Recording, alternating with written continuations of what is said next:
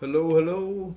This is just a video about how you optimally want to take the buffs and what dangers you can run into, solely from a perspective that you have been joining and already cleared DMT instead of clearing it yourself. So of course you have made it your way here. There's a lot of mobs out here and you need the key from Diamond East to open the door, or you can open it on the torch here, or a rogue can picklock it, of course. So when you're here, normally there will probably be a queue. Like you can see, there's a guy here now. So you, of course, respect the queue. Don't just run in if there's someone in front of you. If they're AFK, you can, of course, skip them. But if they are not, don't be that guy. So yeah, let's go in. So there will still be mobs here when you clear DMT, but what you are gonna be looking at is if they are neutral to you or if they are not. And you can see when I hover over them, they do not have the sword icon, so they are neutral to me. Which means you can just go straight through them, more or less. If you need to go to the library, this is a perfect time to do it, because all the mobs down here will also be neutral, including the dogs.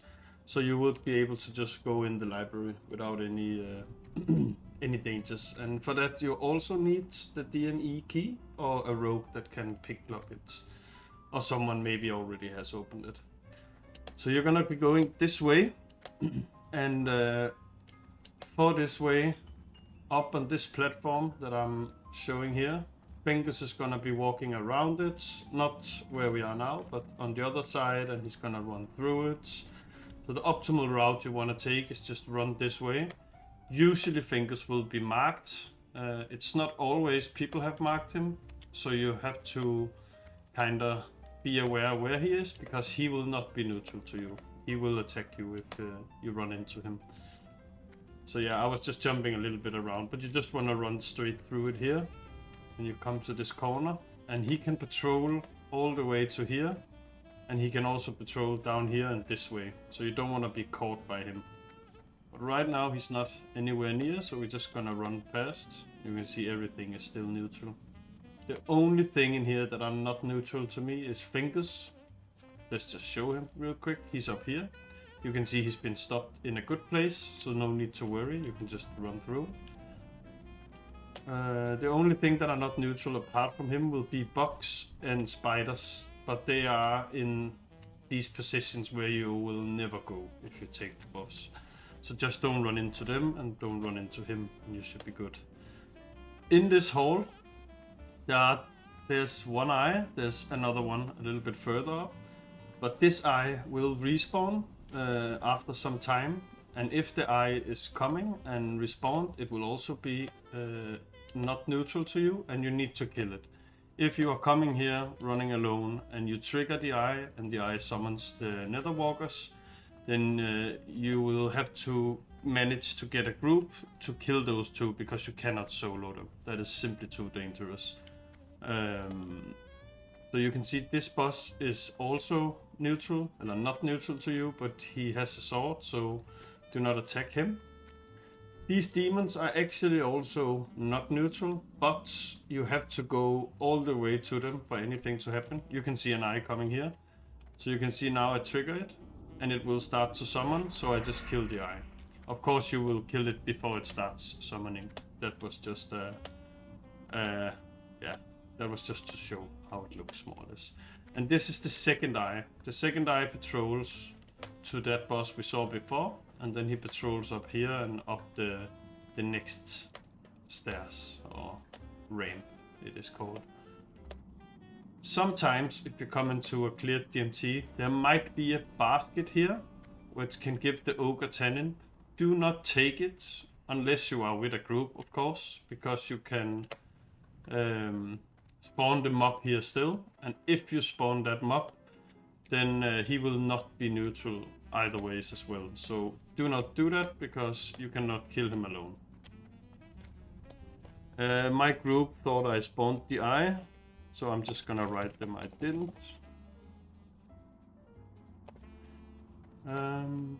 So yeah, then you're just gonna run this way. Everything's gonna be open. The same here.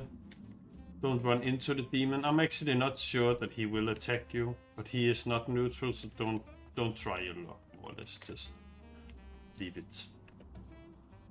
So yeah, you're just gonna run all the way to the end.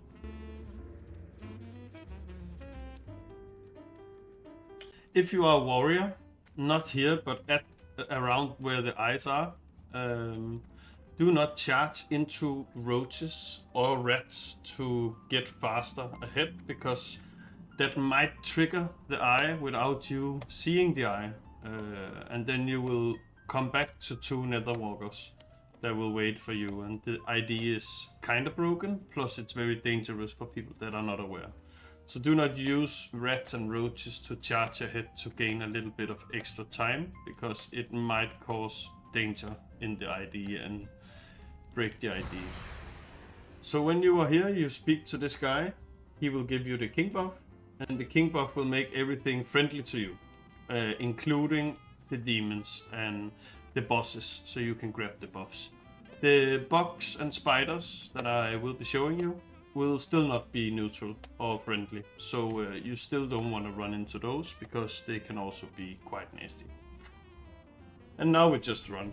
Here it's nice to have a hunter, because they can be your Uber or be a rogue, so you can sprint once in a while. Or else you're just gonna take it at normal speeds.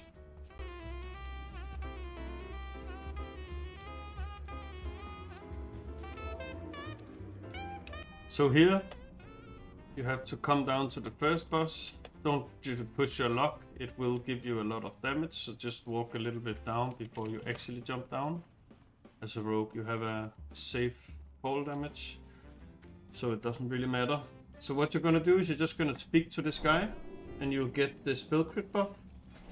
This is mostly for casters, but just get it anyways. It is also poison damage, for example, for a rogue, so there's no reason not to get it.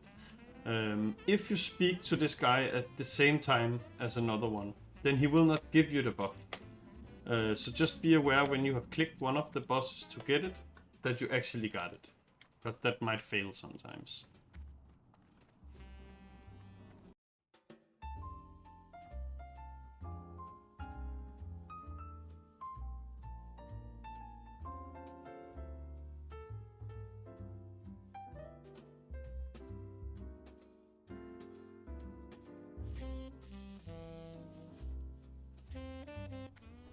And make sure, if you are here, that you do not stop Fengus anywhere here or down here, down there, anything. You only stop him up in and around the center. If he is not here, you just wait for him to patrol back to you. Like now, you can see he was down here. He is marked with a star, so you can see he's gonna walk that way. He's gonna turn, walk back, and then he's gonna come up here to the center. You also don't want to stop him too close to over here. You can stop him around here, that's fine, but do not stop him any way further, because these are, as you see, not neutral to you.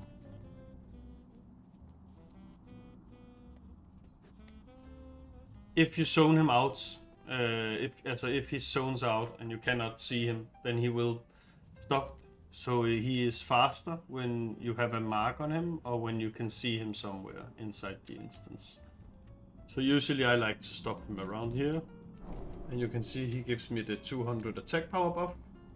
And again, check that you got the buff.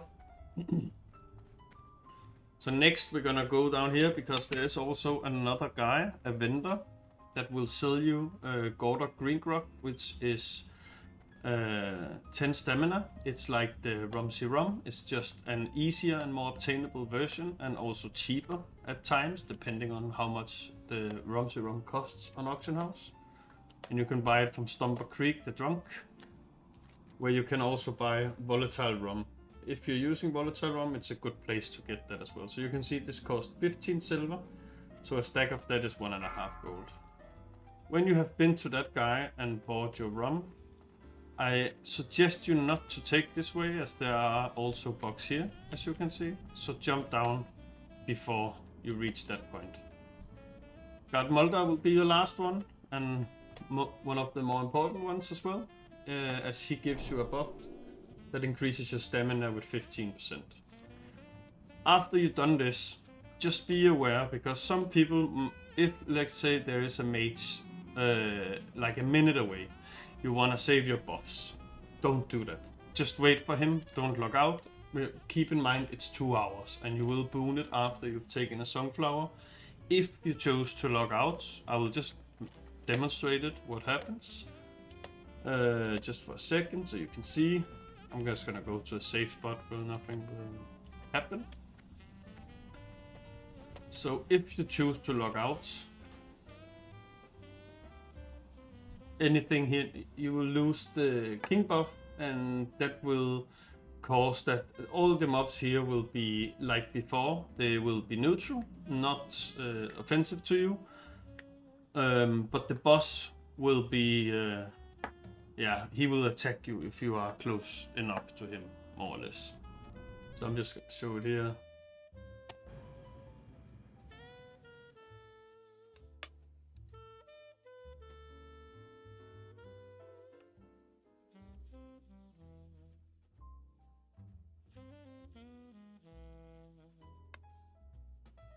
So when you see I log in, I don't have the king buff anymore. Everything here is still neutral to me. This guy is not though. So don't do that.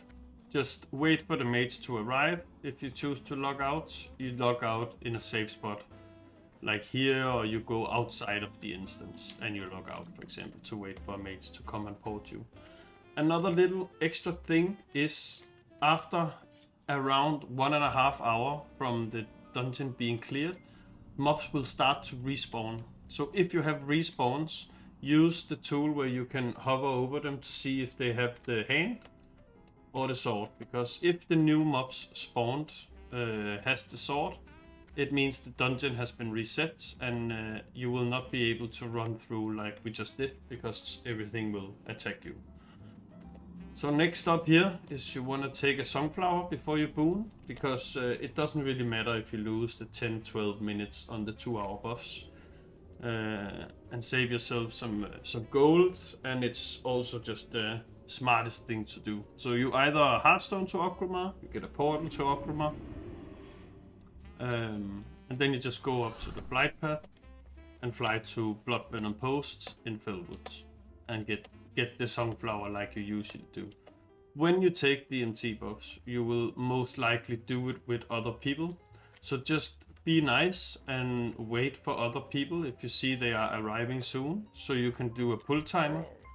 On the sunflower, you can spam click it if it's a flower that respawns at a certain time, for example. So yeah, wait for your mates and don't be that guy again. And that's about it. See you next time, and stay safe when you are grabbing your buffs. Bye!